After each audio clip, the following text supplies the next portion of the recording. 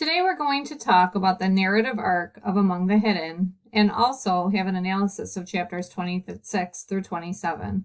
Prior to this lesson, you should have already read chapters 26 and 27 in our book Among the Hidden.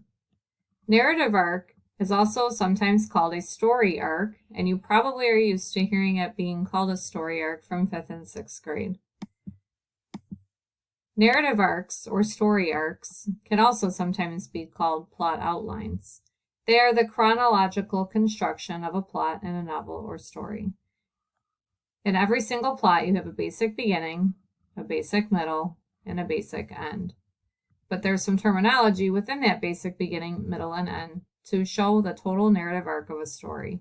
In the beginning, you have the exposition. The exposition is where you meet the characters or possibly get introduced to the setting.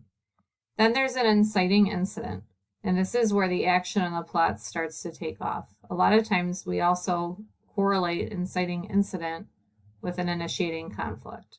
The rising action then builds on that initiating conflict and will either relate or also introduce the main central conflict of the plot until we get to what is sometimes called the crisis. And this is where the main character has to make some sort of decision, main central conflict of the novel.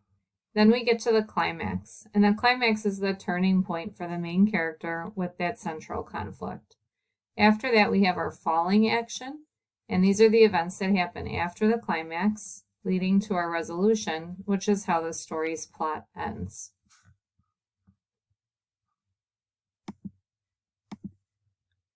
There's 5 main parts to a narrative arc, and some of those other terms fall under those 5 main parts. To start, our exposition, again, this is the beginning of the story in which characters are introduced and the setting is revealed. This sets the stage for the story to play out, and it's usually the part that includes the who, the where, and the when.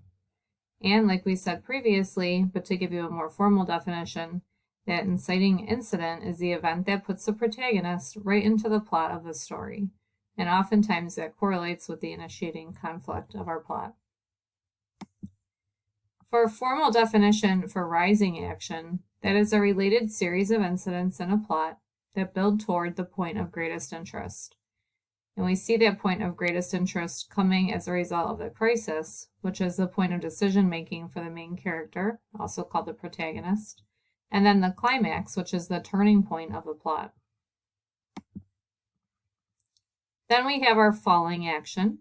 A formal definition for falling action is the events that happen near the end of a story after the climax. And then finally, the resolution is where we have the conclusion of the story's plot. Let's consider Among the Hidden's plot so far. In the beginning of the story, if you think back to chapter 1 and chapter 2, we heard about Luke's situation. Luke is a hidden third child. And in chapters 1 and 2, we meet Luke, see the setting at his family's farm. We meet Mother, Dad, and his brothers, Matthew and Mark.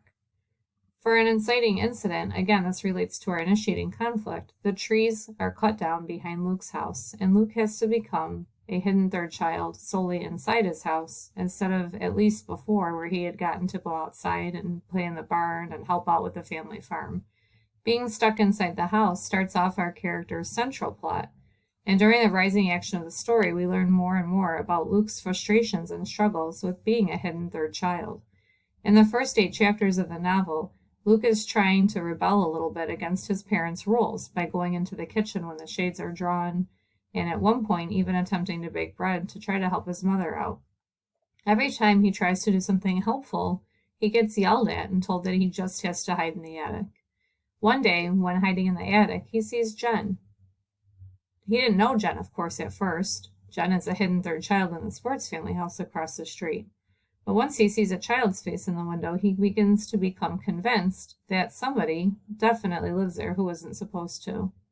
By chapter 12, he has made a plan to leave his house and go over to the sports family house. And then we officially meet Jen when Luke breaks in and she tackles him to the ground. After that, Jen and Luke begin a friendship. But Luke soon finds out that Jen has a plan to hold a rally and try to argue or protest for her freedom and the freedom of the other third children. This brings us to our crisis situation. Luke has to make a decision of whether or not he needs to go to the rally. Luke decides not to go. And that leads us to the climax of the book, in which you read today in chapters 26 and 27, where Luke finds out about Jen's death.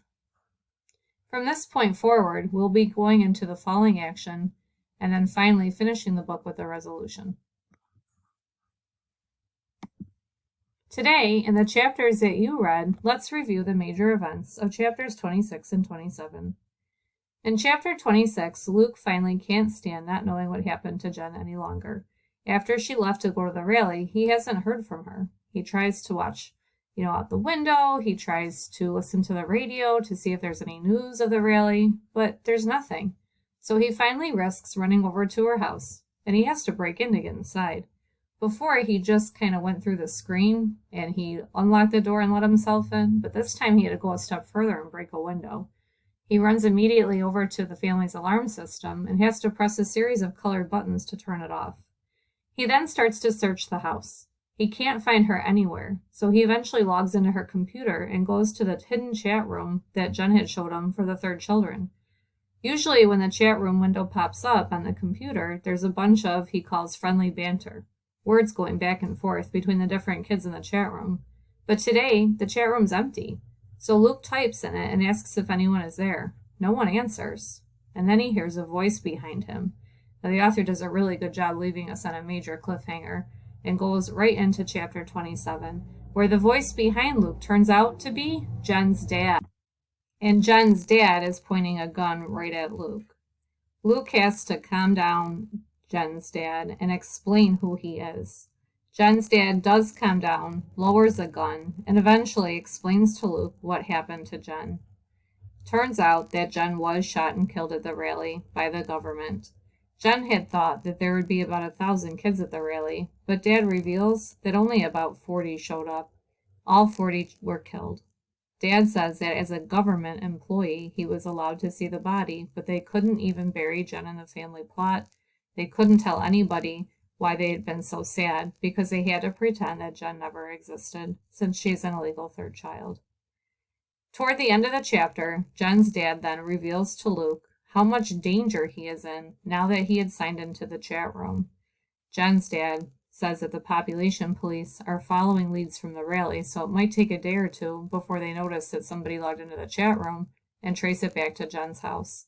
Dad will have to think of something to tell the population police to take him off the trail, but they will probably search every house around Jen's until they find what they're looking for, and what they'd be looking for would be a hidden third child. Luke's house would likely get searched, and he would likely be discovered.